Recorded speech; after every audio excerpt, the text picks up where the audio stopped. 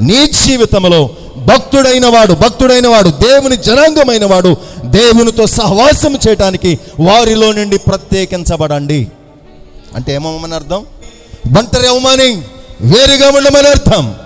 ఎందుకంటే దేవుడు ముఖాముఖిగా నీతో మాట్లాడబోతూ ఉన్నాడు. దేవుడు ప్రత్యేకంగా నీతోనే మాట్లాడబోతున్నాడు. నీవు ఆయన కలిగి ఉన్నావు. నీ పేరు బాగుగా ఎరిగిన దేవుడు ఆయనే. వీరి క్రియలు, వీరి ఆలోచనలు, వీరి స్వభావాలు వేరో.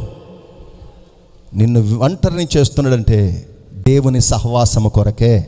ఇంతకుముందు కోల్పోయిన అనుభవాలు, ఇంతకుముందు లేనటువంటి అనుభవాలు నూతనంగా దేవుడు నేర్పించడం కొరకే. ఇప్పటి వరకు మనుషులు మాట్లాడేది చూడగలిగావు, ఇప్పుడు దేవుడు మాట్లాడేది చూడు. ఒంటరి అయ్యండి. ఎప్పుడు చూసినా మన బ్రతుకు అదే విధానం అయితే మార్చుకోవాలి. నేటి నుంచైనా దేవునికి స్తోత్రము కలుగునుగా. మార్చుకోవాలి మన జీవితాల్లో.